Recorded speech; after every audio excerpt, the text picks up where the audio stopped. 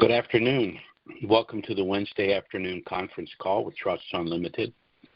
This is Jim George speaking. I'm the non-attorney spokesman and facilitator for Trusts Unlimited, and I'd like to thank all of you for taking the time to listen to this call.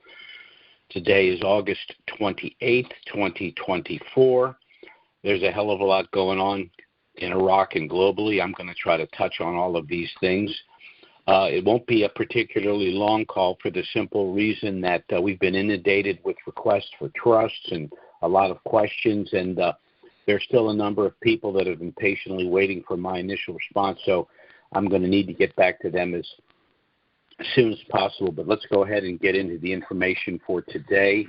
As I said, there's a lot going on. Prime Minister Soudani has been presiding over a massive infrastructure plan for Iraq. We're talking new cities, roads, water systems, electric grid, all manner of things, basically bringing Iraq into the 21st century. We have the CBI meeting with the U.S. Treasury as we speak in New York, negotiating a number of things to include the release of the oil funds that have been held and resolving the issue with sanctioned banks. So that's another issue that's being dealt with. The CBI actions this year have been notable. Iraq was the 9th largest purchaser of oil in 2024. They purchased over 100 tons of, gold. And there's no reason for Iraq or any nation to purchase this much gold if their currency is in a program rate. Remember, a viable global currency must be Basel IV compliant, which means it must be backed by gold and other natural resources. So again, if the country is to remain at 1310 at a program rate, they don't need to purchase all this gold. The CBI has also printed at some cost, a substantial cost, the lower denominations. There are stories out there that the lower denoms are on the streets in certain areas of Iraq. That I have not been able to confirm as yet, but we do know that the lower denoms have been printed. Again, there's no reason for them to print in anticipation of disseminating the lower denoms at 1310. The CBI is intending to end the auctions and eliminate the parallel rate, meaning bringing the official rate and the street rate into very close compliance. Again, none of this makes sense if they're to remain at 1310. So it's pretty clear that the direction that they're moving. The inflation rate right now, we are told in Iraq, is 2%, which is substantially lower than the inflation rate in our country. We also know that the United States and Europe are working collaboratively to help rebuild Iraq's electric grid. And this isn't just the production of electricity in terms of lifestyle, but the removal of the zeros and the electric payment digital banking system would, of course, require that they rebuild their electric grid. And so that, along with everything else that Soudani is doing, once again, points to the project to delete the zeros and a new exchange rate. So, in my opinion, Iraq is entering the final phase of their monetary reform, which is to achieve safety and stability. One other thing I'll mention, over the last few months I've been talking about this. Iraq has, of course, in terms of their infrastructure, gotten into multiple international contracts for the rebuilding of Iraq. And they are involved in currency swaps with a number of countries and have been invited to join the BRICS nations. Again, all of these individuals are working with Iraq, in my opinion, not with the hope, but with a clear understanding and commitment from Iraq that there will be a new exchange rate, the Iraqi dinar will be globally traded, and 1310, the program rate, will be a thing of the past. There's no reason to belabor the issues any more than that. We're in a very good position. Now, When can we expect this to happen? It could happen as early as September. If you look at the revaluations of currencies in the 20th century, they all occurred in January, April, or September, largely due to the fact that the country was operating on either a calendar or a fiscal year. I wouldn't be surprised to see a revaluation, perhaps at the Forex at $1 in September as a possibility. I will also point out that where the Kuwaiti dinar was concerned, just weeks prior to the reinstatement of the Kuwaiti dinar, the CBI of Kuwait issued a statement saying that they expected the reinstatement to take a year. So one of the reasons that they're a little slippery with the date, and they'll probably slip it in when we're not paying attention, a little bit of a head fake, is because they're concerned about speculators and, of course, some nefarious players trying to reap a windfall profit. So we're never going to know the date and the rate. I'm just saying that based on everything they're doing, a date and a rate are on their way, and that's very good news.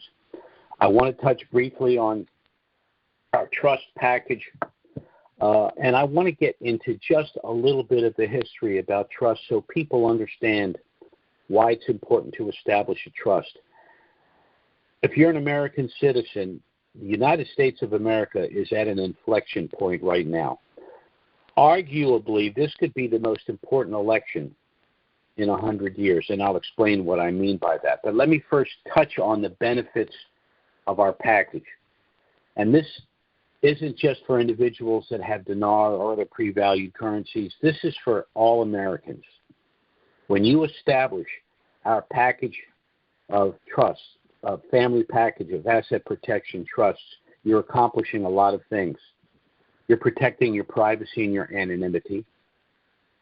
You're avoiding undue IRS scrutiny. If you hold currencies, you're able to gift currencies to family and friends pre-RV and control the post-RV proceeds. But post-RV, or for individuals that don't have currencies, you can gift the use of items like cars and homes to individuals, but retain control of them within the trust.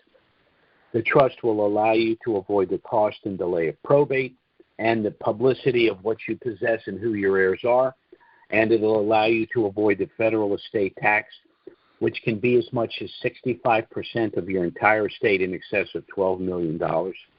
There are also asset protection benefits both pre- and post-RV.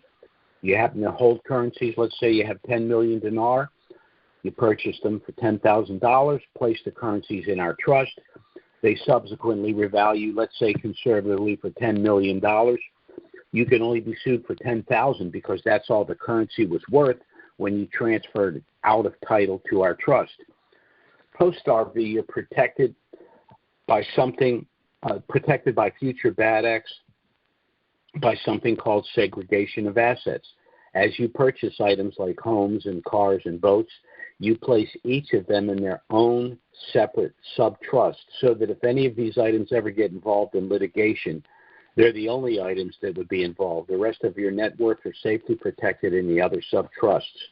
So this is why the establishment of your trust package, whether you're a dinarian or not, is important, particularly based on what's been going on in this country. And I want to touch on that now.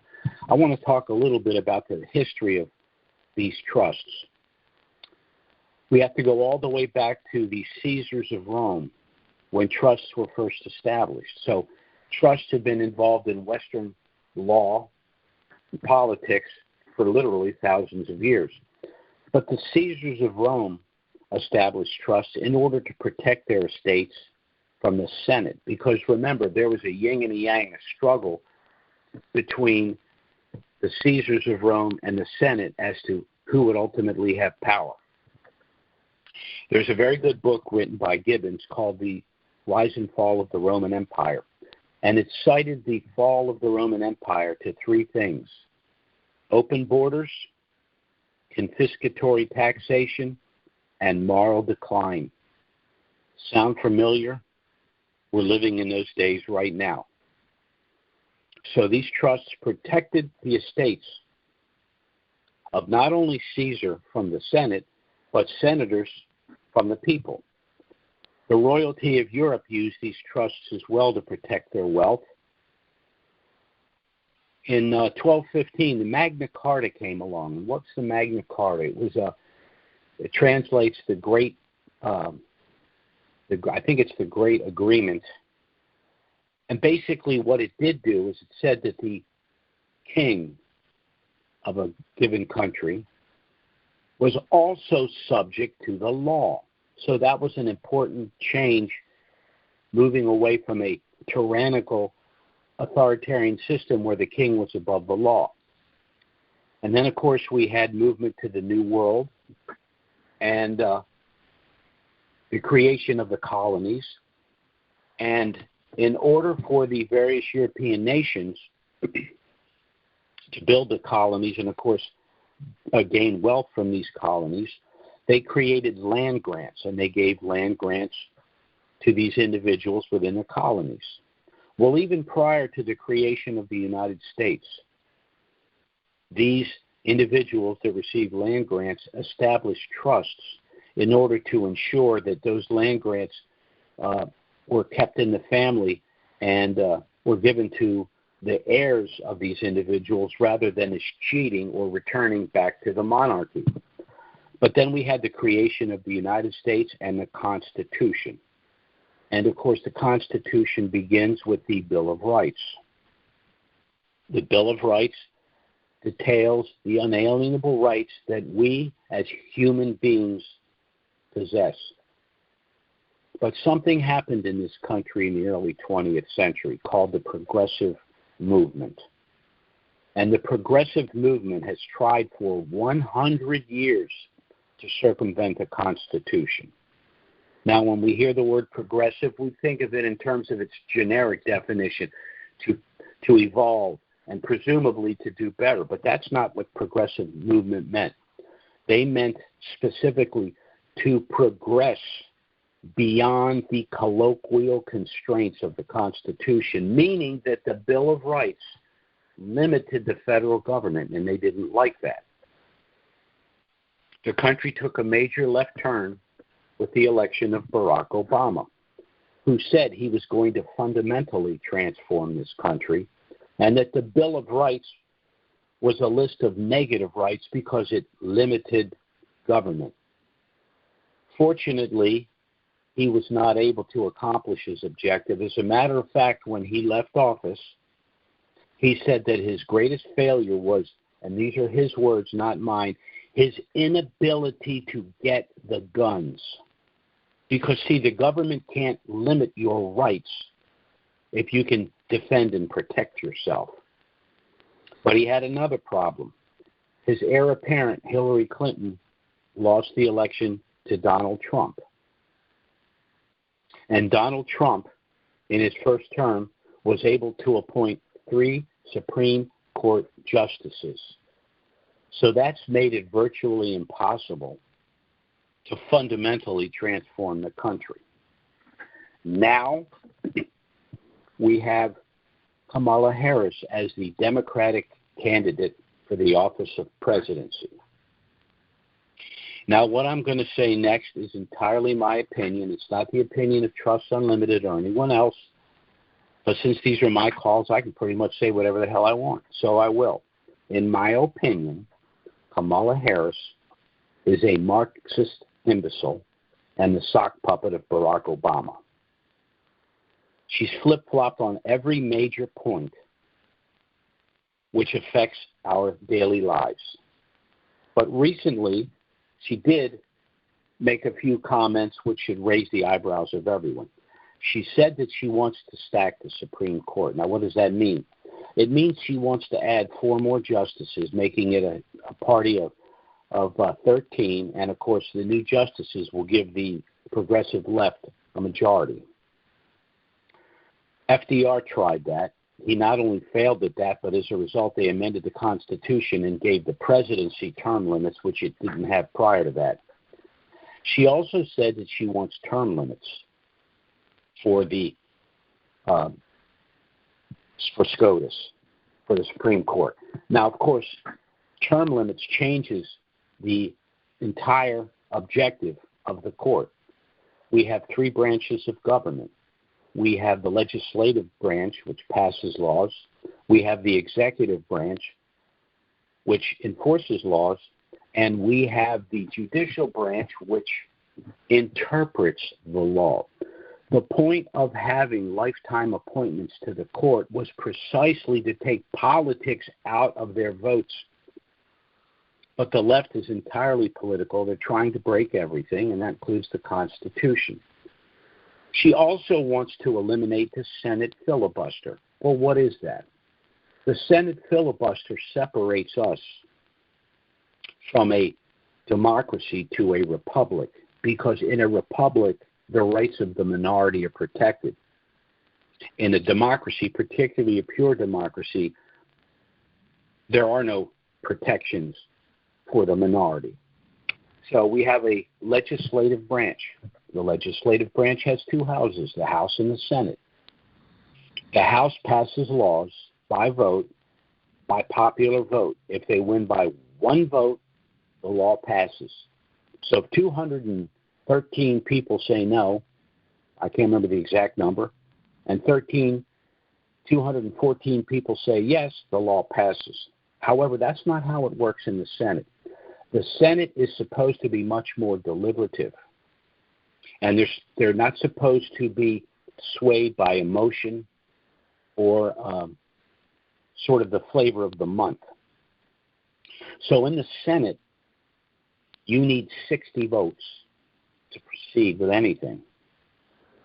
And with the filibuster, so long as the minority holds the floor, the majority are obligated to debate the issue further.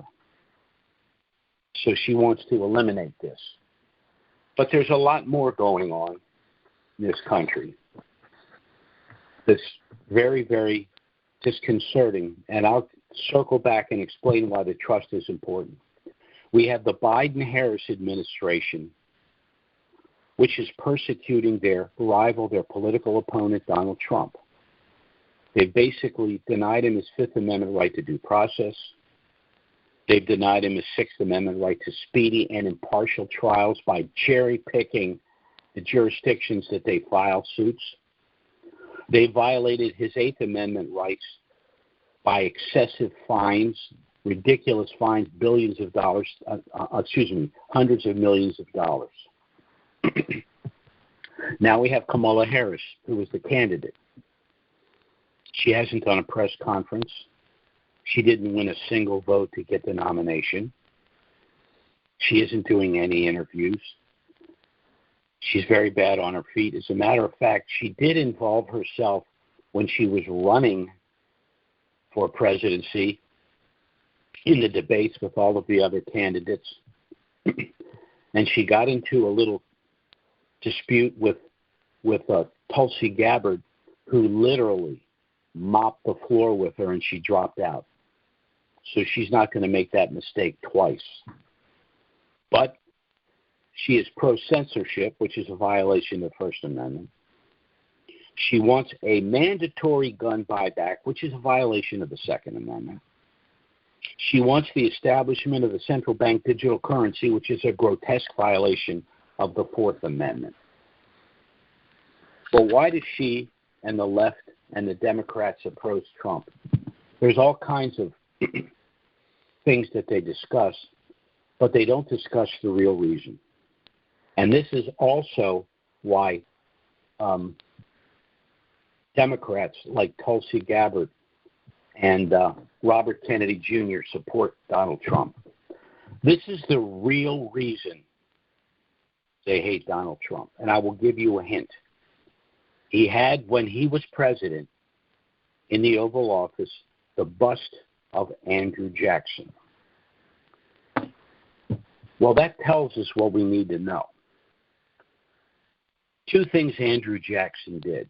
One is he helped to win the War of 1812 with the Battle of New Orleans. The War of 1812 was instituted, established, created by the King of England because in 1811, the United States did not renew their central bank arrangement with London, meaning we used their currency and we paid interest on it. And after Andrew Jackson became a president, he ended the second central bank in America. So Donald Trump's objective is to go back to Article 1, Section 10 of the Constitution, create a people's currency, a sound currency, not a fiat currency backed by gold and other precious metals and natural resources, and end the Federal Reserve. The Federal Reserve was established over 100 years ago. They create money out of nothing. They lend it to us. The interest we now pay on that money exceeds what we spend each year for our national defense. The Federal Reserve System is a money laundering program for the corrupt left in this country. That's the threat that Donald Trump poses. Now, why do I mention all of this?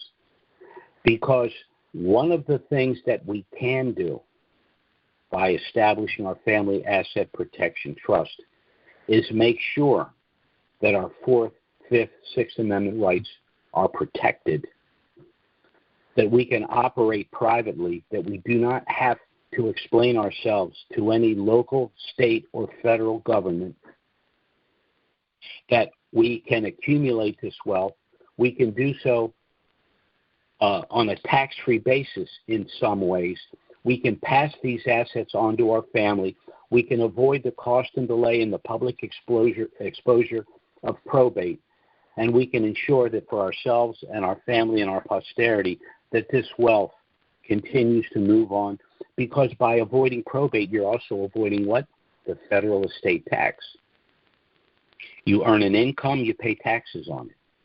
You purchase items, you pay state taxes on those items. Now the federal government wants to create a wealth tax where you will now pay a tax on what you've already paid taxes on twice. All of that's avoided by utilizing these trusts. And this is why this is important. Now, our trust package is initially a package of 10 trusts consisting of one master trust, which will hold your assigned currencies pre-RV, financial assets like bank accounts and investment accounts post-RV, one optional gift sub-trust, which you would establish if you want to give currencies to pre-RV currencies to family and friends, and you want control of the post-RV proceeds. And then 8 additional standard sub-trusts to hold things like homes, cars, boats, etc. Now, this was the simplification of a rather sophisticated trust package that we've utilized in the past, a package that had an initial cost of anywhere from $6,000 to $10,000. But by marketing this trust to denarians, we've been able to reduce the cost to $3,000. There are a number of ways you can pay for that. Pay us up front. We'll discount the price further to $2,500, saving you an additional $500. If that's not possible, we even have a deferred payment arrangement. You'd make an initial payment of $525, which basically offsets our out-of-pocket costs just to produce and deliver your trust package to you. The balance of the $3,000 would then be paid in $100 monthly installments. We will charge no interest. The only proviso is once the Iraqi dinar revalues globally, any unpaid balance would need to be paid within 30 days. So with this approach, anyone that has currencies and understands the need for establishing their trust and getting their affairs in order pre-RV should be in a position to afford to do so. One other suggestion, we do accept credit cards. Pay us up front with a credit card. Not only will you get the $500 discount, but the minimum payment on your card would be substantially less than the $100 a month you'd pay under our deferred payment arrangement. But we will work with you in whatever method works best for you, because our objective is to help you get your affairs in order and your trust in place pre-RV for all of the things that we've discussed here on this call. Now, under our system of civil procedure, you must remember, it's when you hold assets in direct title that you can lose control of them or lose them outright. And things can go wrong For example, in our lives, whether you've experienced it directly or through friends and family, things like unexpected divorce, permanent incapacitation, the onset of dementia, premature death and prolonged and complicated probate processes. Then there are, of course, investment losses, business losses, and even bankruptcies. The number 2 loss of wealth now in the aggregate, courtesy of the information age, is identity theft. But the number 1 loss of personal wealth remains confiscation through civil litigation. Anything you own in direct title can be taken from you. So in point of fact, the only way that you can manage, protect, and control everything at all times and in all circumstances is through the establishment of your package of irrevocable trusts, and particularly if you have an asset like these currencies that you anticipate a substantial increase in value. We at Trusts Unlimited will do everything we can to help you accomplish your personal and financial objectives, both pre- and post-RV, as we understand them. So again, thanks so much for listening to this call. I'm not going to a Q&A today because we're backed up with so many requests. I just have to get back to them. Although I will say this, there are a number of people that are rather impatient that contacted us 6 months ago, a year ago, or even longer to get our initial package. We got the package out to them, and now they pop up in the last couple of days and they want immediate assistance. We're moving as quickly as we can to help you, but remember, you've been sitting on that package for months and even as long as a year, so please be a little patient and considerate. We're doing absolute best we can. Next week, we will have a full call with a Q&A no matter what else is going on here. But I had to touch on some of these subjects today and go back a little bit in the history because, again, we're at a real inflection point in this country. We have an election coming up. This is going to be a very pivotal election. Last comment I'll make. After the Continental Congress passed our Constitution, Benjamin Franklin was walking down the street and someone walked up to him and said, "Sir, what have you given us?" And his response was, "A republic, if you can keep it." Now, many of the founders really felt that the republic might not even survive their generation. But the United States Republic is the longest-standing republic on planet Earth and is under assault right now. So we have to vote in November. We have to get the tyrants out of government, and we need to exercise our constitutional rights. And one of them is the establishment of a trust to protect you in all of the ways that I've described on this call. So I look forward to hearing from those of you that are interested in getting our initial package. It does contain everything you need if you wish to proceed, although you're under no obligation to do so. But as an American citizen, and particularly one with currencies, you need to get those assets out of title and into trust because that's the only way that you're guaranteed to protect yourself as well as your family for the future. Thanks so much for listening to the call every week. Have a great week. We will be back next week, Wednesday, noon Eastern, 9 a.m. Pacific. Have a great week, everyone. Bye-bye now.